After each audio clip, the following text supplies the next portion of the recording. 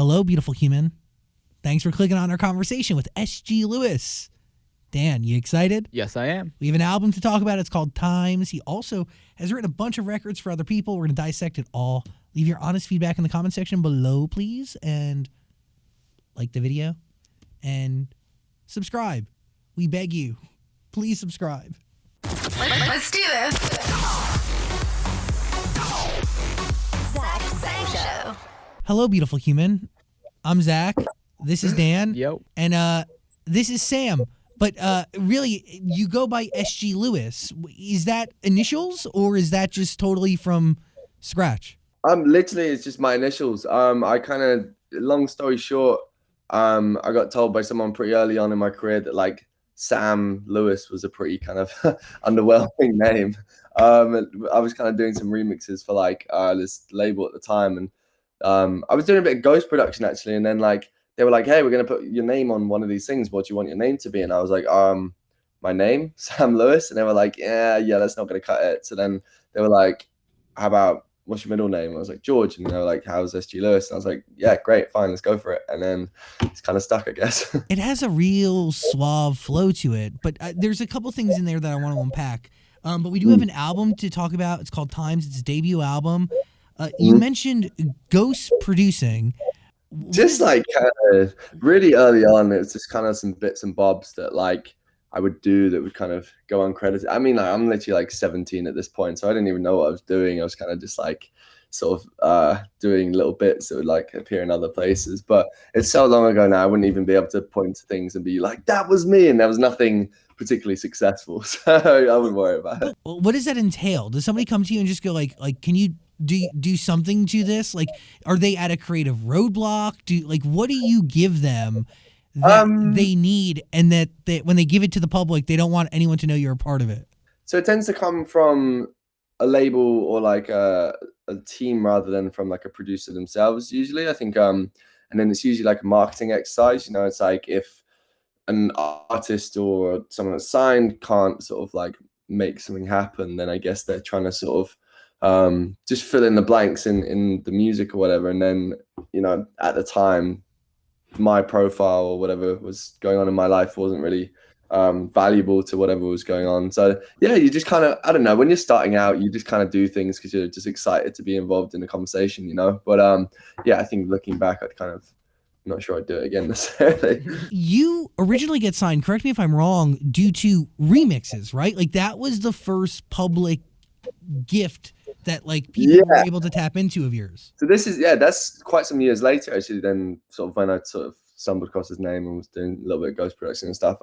I was putting stuff out online and I started getting some remixes uploaded to like YouTube blogs like Majestic Casual, The Sound You Need, and kind of these blogs would basically catapult the music, kind of springboard it to an audience of people that like were looking for that style of music, I guess. And then that caught the attention of PMR Records, and they invited me to remix one of Jessie Ware's singles. And basically they liked the remix, and then we sort of like sat down and talked about music, and I played them a couple records, and then Are you writing songs of your own at this point, or are you solely producing and doing remixes? I'm writing songs. They're really basic at this point, but I'd already kind of already met someone called Sophie Cook. Her artist name is Francis, and we went to university together. So I was basically just like going into rooms of her, and we were writing top lines on top of these kind of beats and stuff. And then it was very early songwriting, and fairly like I was fairly inexperienced with songwriting. You know, I'd sort of like fiddled around with like in bands and stuff, but it's not like I'd really kind of like been a songwriter up to this point. But then we would kind of, so with Sophie's help, she's an amazing songwriter, and I think she sort of was songwriting from an early age. We would kind of top line these beats. So then I had a bunch of kind of original songs to play them, but I didn't really know what they were, what they were like. They were just they were just songs that we'd made. There was no kind of like artistic vision at this point. So even to get signed at the point that I did, I was kind of like, you know, fish out of water slightly. Like I didn't really know what I was doing at the time, but yeah, I kind of figured it out almost backwards. I was just kind of like, well, I better sort of figure out how to do this now, I think. Was it hard to convince the people who signed you that you had more to give than just remixes and production, like that you could They be a songwriter? they just seem to see something in me that maybe I didn't see in myself at the time. You know, I think that like um they Ben and Dan, the guys that run the label, seem to have like a really great just ear for music and for things that are going to kind of do well. Like, you know, they were on the Disclosure stuff from really early. They were on like Jai Paul from really early, Jesse Ware. And for some reason, they sort of saw some kind of potential in me that I guess I hadn't even seen at the time. So yeah, it was I guess in some way, I always had like I knew that I wanted to grow into that, but it was just like it was just so early in my musical career that I kind of there was just a lot of learning to do after I signed, you know. What comes the easiest? Because we have a bunch of your records to talk about. We have a couple records that you've been on that belong to other people. There's a Dua Lipa record that stands out. I mean, Yeah. like, I want to know stories here. So the Dua Lipa record, we'll start there for instance, because that comes at a time where you are doing your own stuff. So Mhm. are you balancing creating for others while creating for yourself?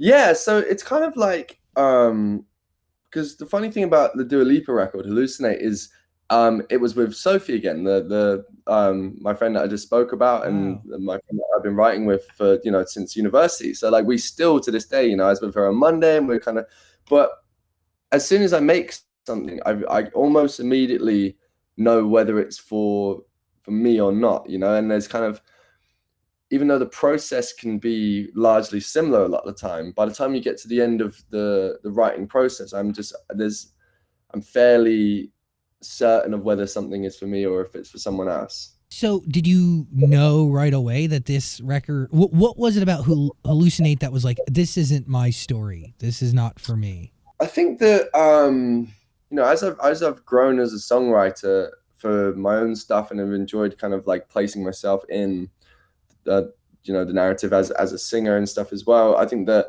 there was such a clear narrative with the album that I was making, and there was, you know, a very clear influence and from 70s New York and the birth of disco and this kind of sort of pursuit of euphoria, and Yeah. it just conceptually as a song, it didn't feel like in the world, and it didn't fit kind of conceptually with everything else that was on the record. And then sonically, I just felt like it was it just felt like it was gonna better serve someone else. And you know, when Dua heard it, it was just all of a sudden it just made perfect sense that, like, you know, that song should be for her, and that it couldn't really go to a better home than for her. But and then she added a lot to the record, and wrote on the record as well, and like changed bits and stuff. So it really became her record in the studio with her. But yeah, it was really, as soon as we had Hallucinate, it was like we finished the day and I was just like, oh, I love this, but like, no, it's just it's not for me, you know. Wow. Wow. And do you think if that song was to stay with you, I mean, you never know, right? Like you have to, like, your child has an amazing home and you're just like on the outside looking in, and I guess you collect checks. But like it's a very interesting relationship that you see your story, but is it your story? So really, Hallucinate, you know, it's me, and it's such a, it's a very fun song, you know. And I think that I find it very hard to give away a song if it was something really deeply personal, if it was kind of an autobiographical song. But there's many songs where you're evoking a feeling and you're putting yourself in the shoes of many people, you know. And I think that with Hallucinate was more about a feeling and kind of like a dance floor urgency, rather than like something that was really kind of personal to me. Um there's never any regret, because the like I said, because I'm always like certain about whether that is this, whether it's a song for me or not, then there's never once that I look at it and go, oh, like now it's doing really well on radio, like I wish I kept it for myself, because it was never a song that was going to be for me. And it's weird, I've never actually thought about that. Now that you mention it, it's kind of strange, because I've literally never had the thought like, oh, I wish I kept Hallucinate, because it was always kind of meant to be for someone else, at someone in my head, you know. which kind of gives me chills. But at the same time, you have a lot of other quality records that could definitely suffice. I want to ask a question about Hallucinate real quick. How much of the song is done? Like when it gets to her, what does it sound like? So there was no bridge, and there's like, you know, slightly different, and there's things that sort of Dua adds in terms of the way she sings and the nuances and tiny lyric changes. But Hallucinate was a strange one in that it was me and Sophie went into a room at Metropolis Studios, and there was a bunch of sessions going on there that were being hosted as part of this kind of camp, but it was just me and Sophie working together. And it was one of like two things we did on the day, and we got to lunchtime and we sort of, it was very much kind of fully formed in terms of like verse, pre-chorus and production. Like the bass line's there, or the drums are there, like the chords are there. And by lunchtime, it was kind of fully there. And the crazy thing is, like, we weren't even like, oh my God, we've just written this song that's going to, like, you know, go on to do like 150 million streams or whatever. It was just like, we were like, oh, that's a cool song. Should we get some lunch? And then we came back after lunch and it was like, oh, let's try something else. And that day I made the beat from Feed the Fire, but we just like, we didn't end up top lining the beat. I just kind of like worked on it by myself, and then Sophie had to go somewhere. But it was only once I went home that I then kind of just cleaned up the parts and just like rejigged some of the like where the chords are in and stuff, that all of a sudden I was like, oh, okay, like this is pretty good. Hello, beautiful human. Today we are welcoming a new sponsor to the show. Say hello to IPVanish VPN. Hello, IPVanish VPN. If you care about the security of your online activity, IPVanish VPN is a quick and easy way to start protecting yourself.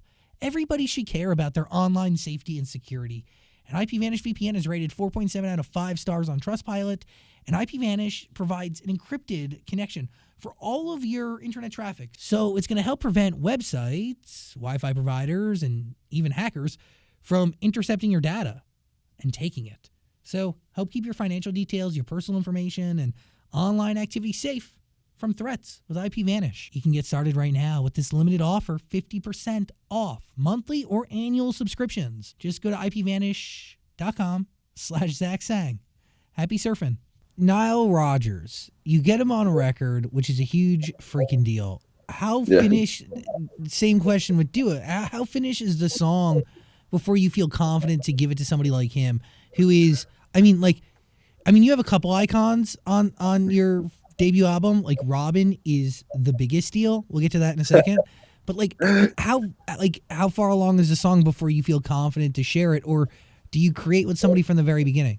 So it varies completely all the time. So for instance, with Nile Rodgers, the song was fully formed, but then once Nile got on the record, it then changed another, like, I must have done like 200 versions of One More, because I lived with it for so long. And One More was a record that kind of started a train of thought towards what would become the album. It was the first record that I wrote off of times that existed. And it was the first time, I'd sang on records before, but it just felt a bit different. It felt more direct in terms of me using my vocal and kind of being like front and center of things, as opposed to like just being more on the production side and using my vocal in kind of more like a floaty instrument way. And so to answer your question, like I was really like, I was breaking it, the idea of like sending it to Nile, but I was so in love with what we'd written. There was so much energy in the song that I was just like,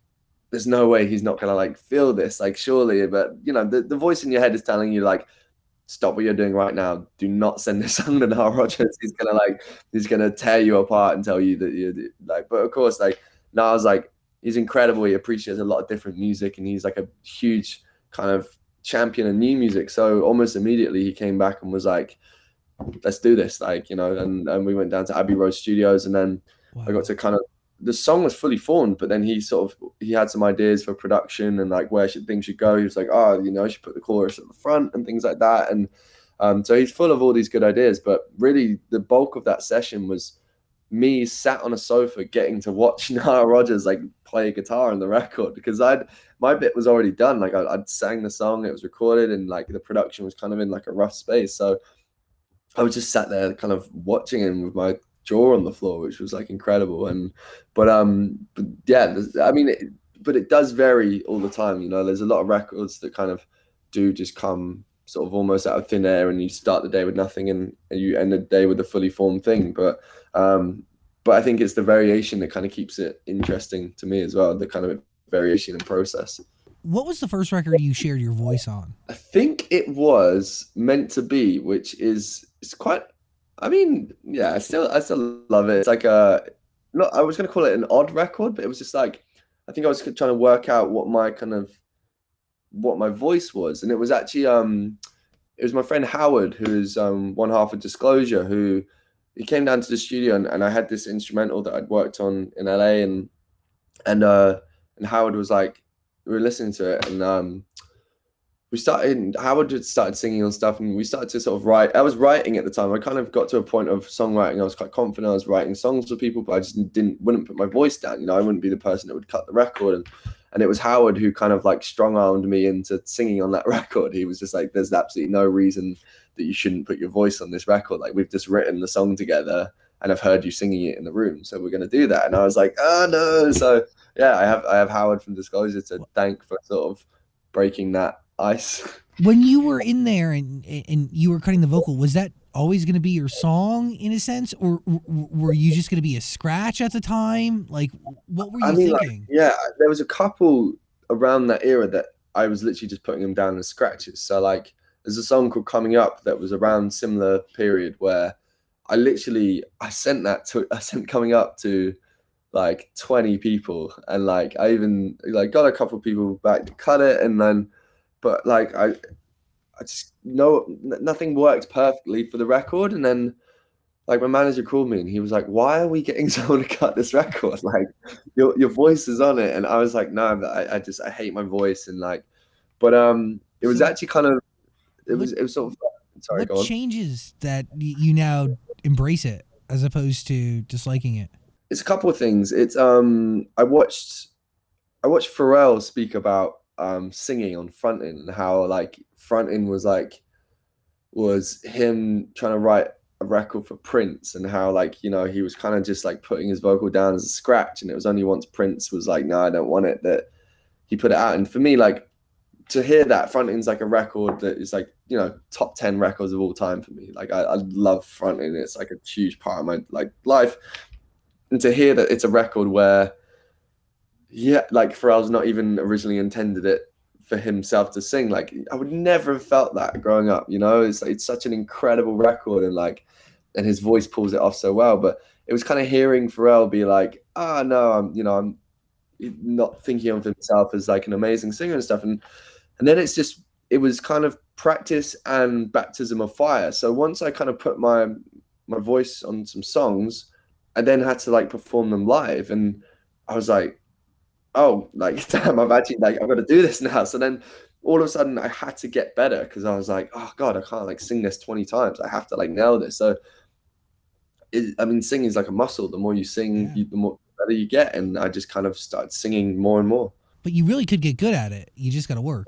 Yeah. I mean, like, I'll never be like brilliant, you know, like I think that being a technically gifted singer is a different thing to kind of like delivering a sentiment. And even if you listen to Frontin' now, like, I would agree that like Pharrell, he's not giving like a vocal performance of a lifetime, you know. But the vibe and the energy he captures is incredible, you know. And like that's all singing is to me. I don't think I'll ever be a technically great singer in terms of like runs and being able to sort of do vocal acrobats. But if I can deliver the sentiment of a song, then I'm like, great. Like I'll use the tools that I have to do it. So when you're going in to write a song now, do you go in thinking, okay, I'm going to sing on this? Or do you go in thinking, I'm just going to write this and we'll see who sounds best? At the moment, I've kind of, as I've sort of grown more into the singing, I really want to push myself. I've started another record already just because of sort of COVID world, lack of traveling. Like I have a luxury of time right now. So it's like, as soon as the record was done, it's like, great, I'm into another one sort of thing. And I'm really enjoying just pushing myself to sort of really turn the lens internally and just like try and push singing to sort of the most extent I can. But I'll usually know pretty quickly whether something is for my voice or not. Like, for instance, I I wrote some top lines to Feed the Fire that Lucky Day ended up being on, and I just couldn't find the pocket. Like my vocal just didn't give the right like source for that instrumental, and there was such a, you know, that song has such a kind of like Jamiroquai like dance for it. Just like I tried to sing like JK so many times, and when I was writing this, like, and I just couldn't get it, and I was like, this just isn't for me, you know. This there's someone better for this record, and Lucky was that person. But you're okay with sharing those on your album because it helps tell the story. Yeah, absolutely. Like I think, like, you know, one of the fun things about my social media and stuff is that like there's a lot of producers who just like will ask questions and ask about the process and stuff, and there's no sort of there's no part of the process that I'm like, I feel like hiding at all, or like I'm ashamed of. It's like I think like it's such a music's such an imperfect process. There's never, you know, there's never a kind of perfect way to go in a room and make a song. It's literally just kind of like, you know, piecing things together and just like throwing paint at the wall and just like seeing what happens a little bit. Is the sound that you've given us in Times a fleeting sound, or is it something that you plan on building and like turning into more as you know, go on chapter by chapter? I think it's all about development and evolution. I think that, you know, when you digest a genre and study a genre like music, I think that disco, not music. That would be a big genre. Sorry.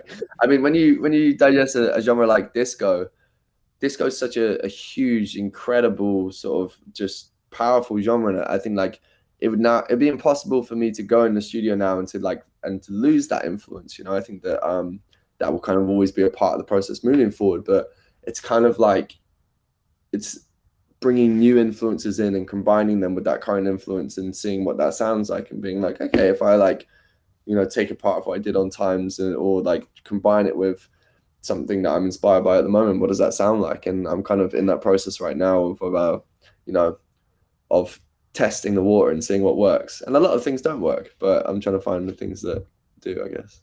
How important was it for you to get like the stamp of approval from, I mean, you're inspired by disco. There is, I mean, I want the genre to come back. I hear it in a new present way, but you have the stamp of approval from Mr. Rogers, and then you have the stamp of approval from Robin, which is a big deal. And that's like, I feel like Robin had one of the last disco dance records, like with Dancing on My Own. Do you get what I'm saying? Like that was like the last one that like our generation genuinely, if you heard it right now, you can sing every word of it. Maybe I'm wrong. Dancing on My Own. No, song I definitely does. Yeah, like that sense. I mean, like disco sort of, it's so funny how the genre's developed and how its influence is kind of like present across music, because Dance on My Own has this kind of very like 16th kind of synths, and it's quite like it reminds me of like a Running Back record, like something Gerd Janson would play or something. It's very like chunky and synthy, but you're right, it has this like real disco heartbreak energy to it at the same time. And but yeah, it's, I mean, to have the approval of those people, I mean, sometimes when I'm talking about the record, I sort of still, I feel like I'm lying when I say that they're on the record, because I'm just like, I cannot believe that I'm now lucky enough to call them friends and collaborators, because I'm you know, they've been hugely formative in everything I do, you know. What is disco? Because now as I sit here and I think about it, like, what is it? Like, it's a song that you can dance to, but also the lyrics are striking and emotional and tell a story, right? Like, Yeah. I Will Survive. If you go back there's so many. Well, I think that disco, strictly disco music, kind of for me refers to this sort of sound of music that was huge in sort of 70s New York, so with the birth of like the Loft, Paradise Garage, and these clubs, and it was music. It's very celebratory in nature, but that's not true actually necessarily. A lot of them can be sad disco songs as well, but instrumentation wise, it was kind of this development from like soul music and Motown with the introduction of like dance floors. So, but I think that I think disco, there's a lot of things that are disco influenced that aren't necessarily strictly disco now. Like even I'd say with my record, there's songs that feel a lot more disco influenced, and then there's some that are kind of less so. But I think that none of them would be like strictly disco in the sense of like the traditional 70s New York disco. But it's hard to know when that sort of starts and ends sometimes. Well, and by the way, like it's not even. It's about like what does that genre sound like today? Because that was a different life that everybody was living back then. Yeah, no, absolutely. It's I mean, it's such a good question because with the return of disco sounds in popular music, you have like Future Nostalgia, you have Kylie's album, which is literally called Disco. So yeah, and then you have it's been so present across pop music in the last like year or two, and it's so yeah. I guess if I were to try and define it now, it's kind of it's a 4/4 based kind of funk and soul inspired style of dance music that kind of with soulful vocals, I guess. But it's such as genres kind of develop and mutate and evolve, it gets like harder and harder to kind of really define exactly what those things are, I think. Which, by the way, makes music really cool because I like people creating without genres or predisposed ideas or sounds in their head. Yeah, for sure. When you're working with someone like Nile Rodgers or Robin, would you challenge them in the studio and say, not exactly what I was looking for? Or will you kind of just let them do their thing and say, yep, sounds good to me? I always I have a rule in the studio that is you can't close down an idea if you don't have a better one. So lyric wise, you can't be like, that's not it if you can't then like move the idea forward, so it's really I definitely I wouldn't close someone down. I wouldn't be like, that's not it, but I'd be like, maybe let's try doing this instead, and that way you're keeping the energy positive and you're moving the song forward instead of kind of just closing down an idea, because the quickest way to kill a song is just to put fear into someone's head and be like, no, that's not it, and then it's a sort of spiraling loop of just negativity, and I think a lot of songwriting is just keeping that positive energy sort of in the air. In any creative world, I think that's really important, right? The idea of like, don't shut an idea down until you have something better to pitch. Yeah, absolutely. Yeah, that's sounds healthy to me. Yeah, I think it's a good rule to have. Well, I was just asking how you pick collaborators because, like, you hear songs like The Middle, and it has 30 different versions with 30 different artists. Do you have an artist in your head who you want on the song, or will you send it to a bunch of people to see what they come back with? I very rarely send something around like to a lot of people and kind of. I don't think I've ever gone like.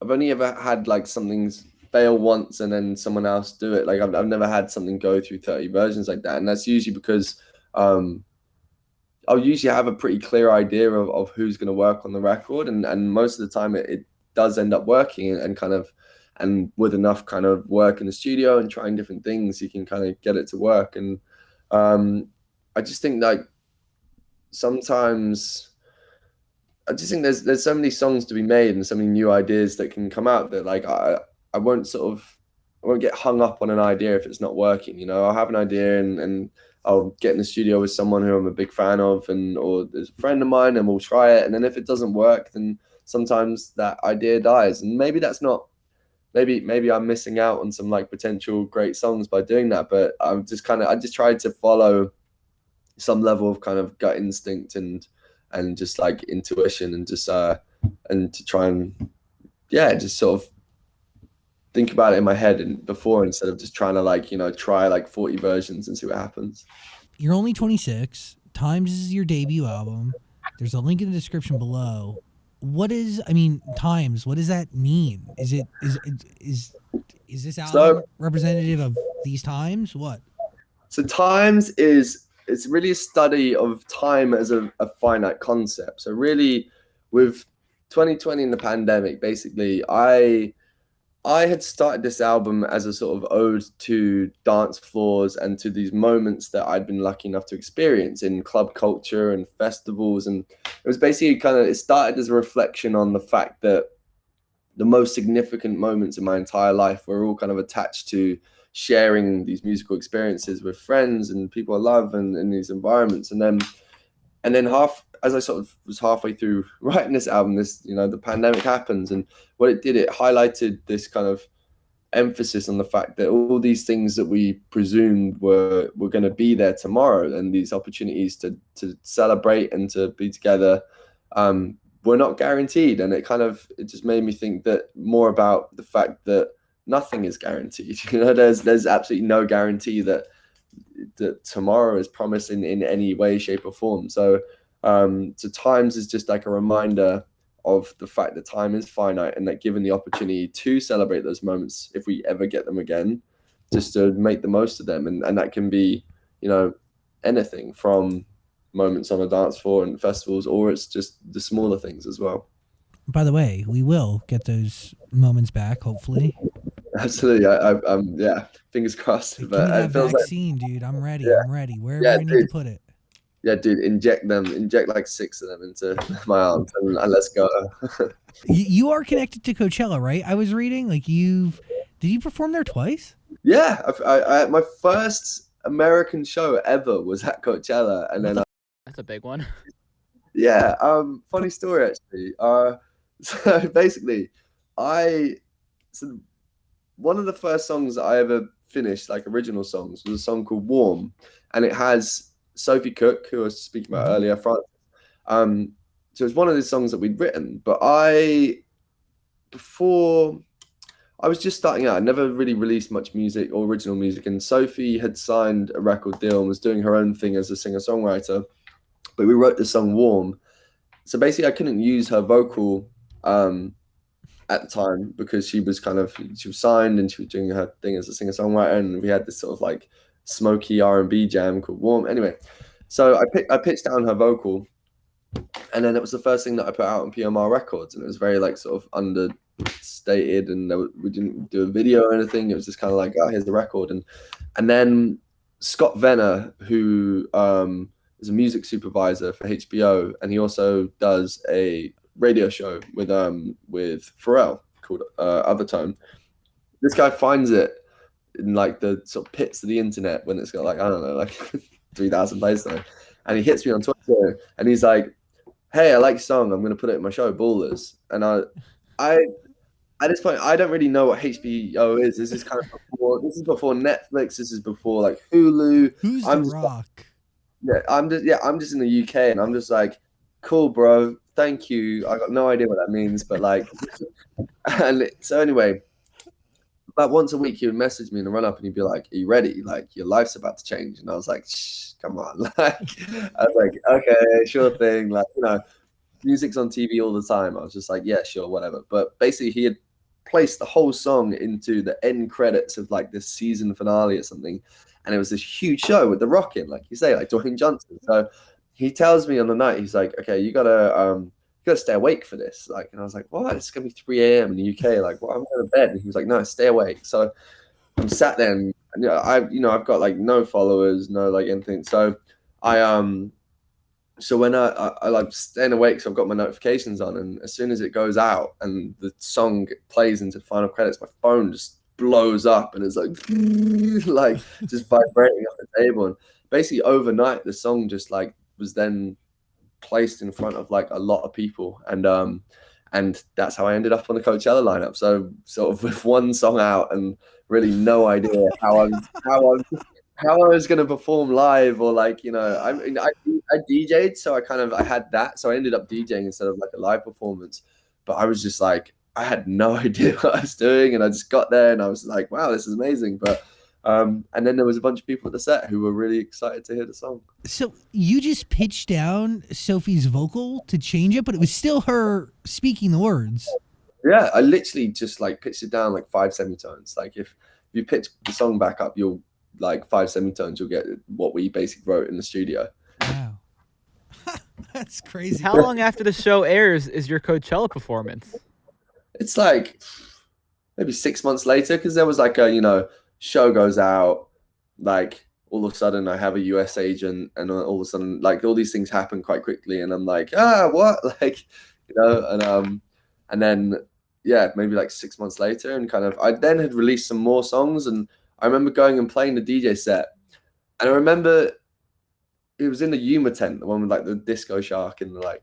I remember thinking that like no one could possibly be there to hear me play my own music, so I was just playing other people's music, and there's this kind of crowd of people, and then after about 20 minutes, I was like, oh, I should really play some of my own music just in case. And I remember mixing in my own songs, and then the whole crowd was like, like crazy, and I was like, oh my god, what? Like they're actually here to hear the songs I made. No, they were like, here to watch a party DJ, DJ their middle school dance.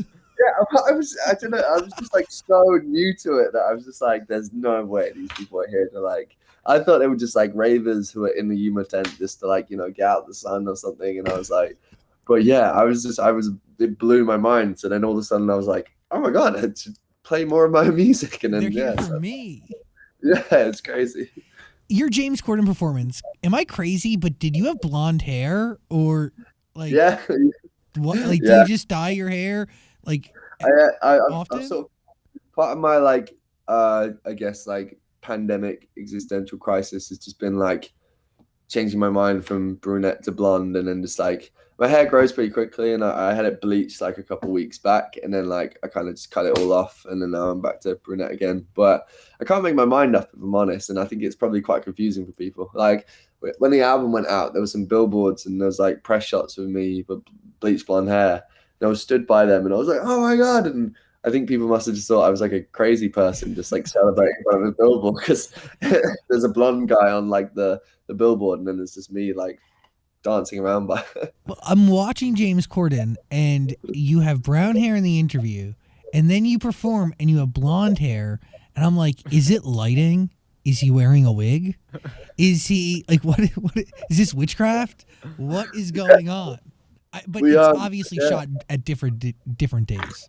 Yeah, obviously because of COVID world as such, unfortunately we couldn't go and do the performance. So we filmed it a couple of weeks back when we were doing some other live stuff, and the process of kind of then like the show being like, yeah, we're going to do this and stuff. And in that time I turned brunette. So, but I mean, the strange thing about it was like, it was my like late night TV debut, my TV debut anyway. That's my first TV I've ever done. And, Wow. and I'm currently with my family. I'm like locked down back home, and I'm in my like parents' attic just because like basically in my flat in London, I'm just like stuck in a box there. So I did this late night TV show interview and like in the performance, and then I didn't even have socks on. I was just on Zoom. And like I went downstairs afterwards. My mum had been like listening through the door and was like, "Oh, that's amazing!" And it was like what should have been this really like huge glamorous moment in my career was just like I was basically in my pajamas, just like, and I went to bed afterwards. Does a part of that suck, or have you accepted like this is the way the universe has meant this to be? Like this is the debut. Hour before, I was a bit like, oh man, like this sucks, because like I should be in like a hair and makeup, and you should like I'm in a suit right now or something. But then something that was kind of amazing about it was James Corden is from where I am right now, and he's like the only famous person from where I am right now, and like. Wow. So what was kind of sweet about the interview is he was the first thing he asked before we went on air. He was like, "Hey Sam, like where are you right now?" And I was like, I'm in High Wycombe," and he was just like, "What?" Like it like blew his mind. So it was actually like it was a really cool experience, and we kind of like had something in common over that. So I came off it and I was like buzzing. And then all the like there's been a lot of love today, and like it's obviously something that people care about. So it's felt really cool. Deal. It's an amazing deal, and your music deserves it. And thank you. Yeah, Times is the album, by the way. There's a link in the description below. You should listen to it. Please. Now that the album's out, do you think it's moving forward? Are you going to release albums or kind of go back to the trilogy type thing you did a couple years ago, or I guess it was a year or two ago? I think it all depends on the idea. So, because I've never wanted to make an album just for the sake of making an album, and that's kind of why I like took quite a while to make a full-length album. A lot of people are like, why did you do so many EPs before and stuff? And I would have done an album earlier, but Dusk, Dark and Dawn as a concept just lent itself to being split into 3, and it was so clear that was the format that it should kind of be experienced in. It just kind of made less sense to have it as a full length. But as soon as I sort of had the concept and the inspiration of times, then it was like, well, there's enough here that I want to express and sort of say, and so that I can't really do this in 4 tracks, and I want to do a full length. So I think going forward, I think it all depends what kind of forms concept wise. And I've just started writing, and it's been surprisingly good how immediate kind of new things have come together. Because there was part of me that was like, I haven't lived much normal life since the last album. I was like, what am I gonna like write about and stuff? But somehow deep in my brain there was some stuff that obviously needed to be unpacked. So we'll wait and see what that kind of forms into in a more kind of like wider concept sense. Isn't that like a weird blessing, by the way? Like, yes, like all these big accomplishments that you're achieving, they lack all the usual fanfare, but the truth is, like, in lacking that fanfare, you stay grounded, you stay normal, and being normal, you have stuff to write about. Like what? Like, nobody wants to hear a song about you getting dressed up to go do Corden and, flying first class and being like doing all these fancy things. Like, that ain't my life, yo. Yeah, I mean, like, I had never really thought about that, but I guess, like, my life is so normal right now, and all these kind of very not normal things keep happening, but I experience them through my phone, and they kind of, I look at them, and I'm like, cool, amazing, like, there's my face, and there's James Corden's, and like, wow, that's amazing. And then I go downstairs and have dinner with my family, and it's just like, and then I like go on a dog walk. So yeah, it's very strange because I have no concept of how this is going outside of figures and just stats on social media. And like, obviously I see the comments and stuff, but like, until I feel it in a real life sense, it's like, well, life just continues. And that means like, when life is the same, the only thing that I know and love is making music. So that's the first thing I've just gone back to. It's really interesting. Like, we don't really live, we don't, the lens that we used to see things and experience things used to just be our eyes, but now the truth is, like, it's our eyes then a screen. I low-key wish for a world eventually where like everyone just wakes up one day and we're all like, what are we doing? Like, and not like, the internet's incredible, and it connects people, and it does like amazing things, and like, my career wouldn't exist without it. But just certain things, like the amount of time I waste like scrolling Instagram, I just hope I hope that there's a day in the near future where we wake up and we're just like, what are we doing? Like, why are we like spending so much time on these like little supercomputers? Why don't we just go and like experience actual life for a change? And maybe this could be it. Not having actual normal life for a year. Like, the heart wants what it doesn't have always. Mm-hmm. And I think everything that we used to take for granted and everything we used to hate doing that involved another person or numerous people, we used to not want to do, but now we're going to do it all, and we're going to love doing it because, like, the alternative is sitting alone in a 600 square foot apartment. Yeah, absolutely. You're so right. I just think that, like, by the time we're done with this, by the time the world's safe again, we can go and do the things. I think we will have all spent enough time with our phones, and I really feel like there's going to be this moment of like, let's go and do the life thing now, and like, let's go and like really like experience that, and to appreciate it for what it is. Dude, I think people are going to party. I think people are going to do any opportunity to leave the house and not risk sickness and or death. We're going to chomp at the bit. Well, it's so true with experiences, because if you think back to what you did yesterday, you can remember. But if you think back to what you saw on social media yesterday, you probably can't remember a single thing you saw. Amen.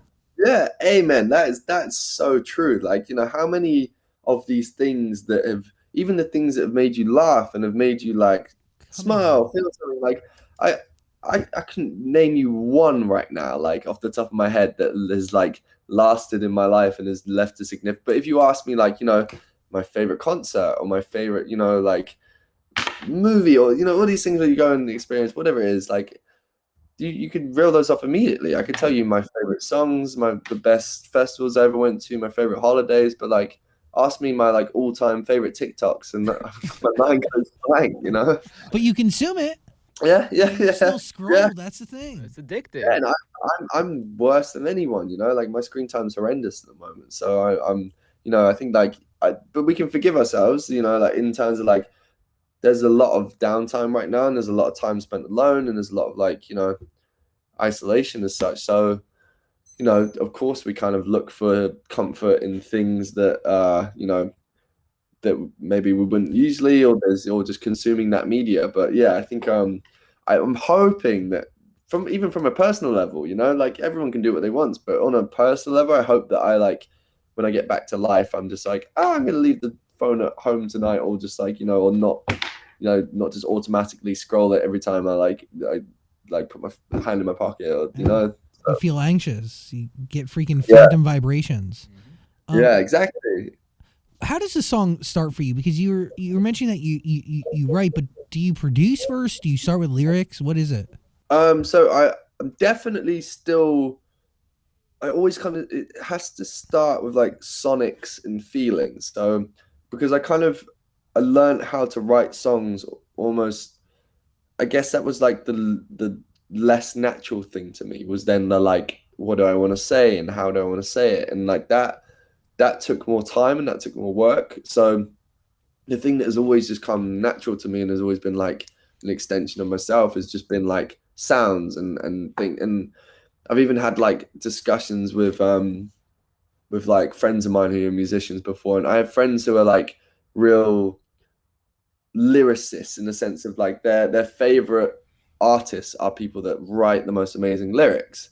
And we would compare our like favorite artists, and I'd say, oh, like I love like, you know, D'Angelo and Bon Iver, and it's like, not to say they don't have amazing lyrics, but the things that I was obsessed with was how it made me feel. You know, there were Bon Iver songs where I was like, I don't know what you're saying or what it means, but God, do I believe you? Like, you know, it feels like I feel like I know what you're saying without even knowing the lyrics or whatever. So I've always kind of been led by sonics and how what a sound implies emotionally. So yeah, I always start with, a lot of the time it's chords. It's really, that's like the bed for everything. And then I kind of or it can be drums sometimes, but I'll start with chords, and whether that's on a piano or it's something more kind of obscure, like a synth or something, or a sound. But once I have something that just like triggers some kind of excitement in me, then I'll get a mic out, I'll put a bunch of reverb on it and compression, and I'll just start to like sing nonsense. Basically, it's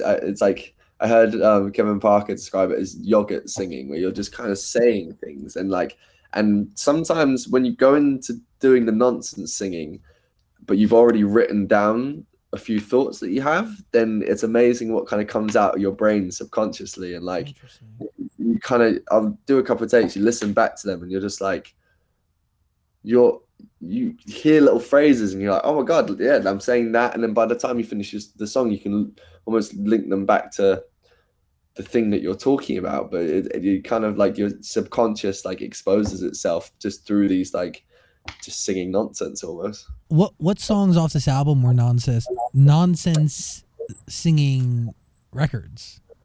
Chemicals is definitely a nonsense singing record. So but in terms, not, it did eventually get lyricked very carefully, but at first it was me and Julian, who I wrote it with, Julian Bonetta. I wrote a couple with. He's a close friend of mine, and we wrote together a lot on this album. But we've been working on the instrumental, like we were just kind of vibing, and it was like 4 a.m.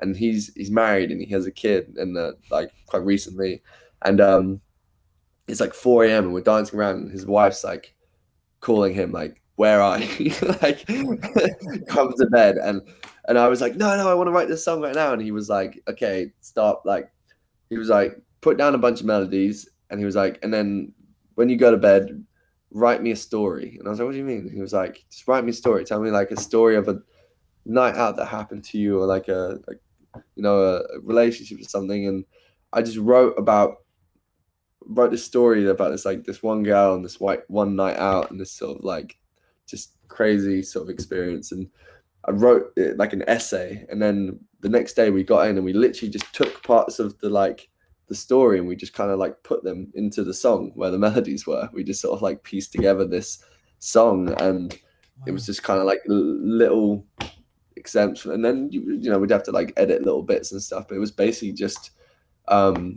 talking about this one night, and it just kind of like filled in with the melodies we had.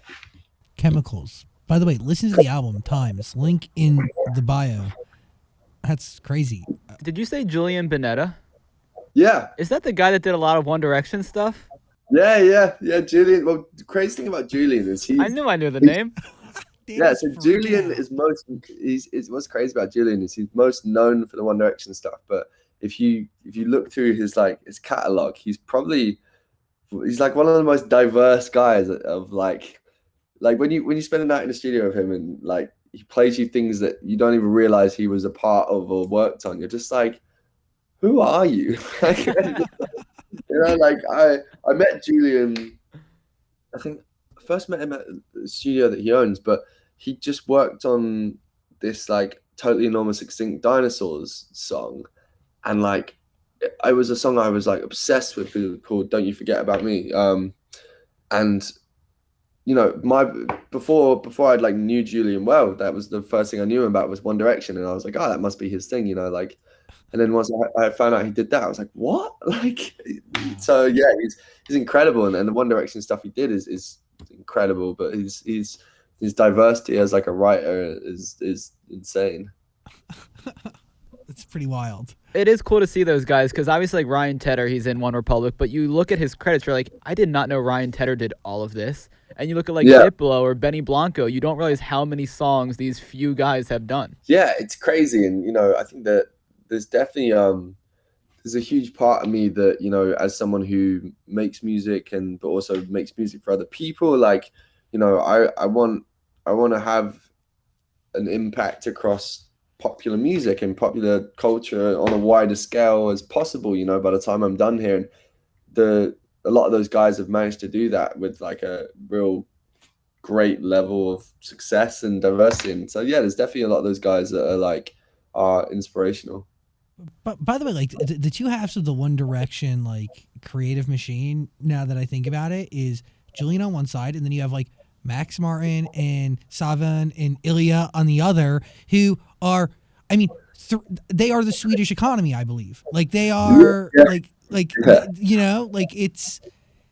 I mean, I've never met them, but you hear like almost legends about them, you know, like I heard that they'll have like a theme each week just for fun, like on like a Friday they'll be like, here's the like theme, go and make a song in this theme or something, and Moves Like Jagger was like one of these songs, but they're almost doing it like not for a joke but almost like semi just like for fun. And then like one of them came in with like Moves Like Jagger, and everyone was like, I think this might be a huge worldwide hit. Like at the point where like think about it, like even Julian, like these people have been doing it for so long. The concept of like fun and keeping it fresh has to be top of mind to make them want to do it. Because on the flip side, you know, I'm pretty sure Max Martin doesn't need to make another song ever again for as long as he lives. And I think his kids will be more than okay. Yeah. Do you know what I'm saying? Like that, you know what? Yeah. And I'm young, you're young. Like the thought of doing this for the next 25, 30 years is, you know.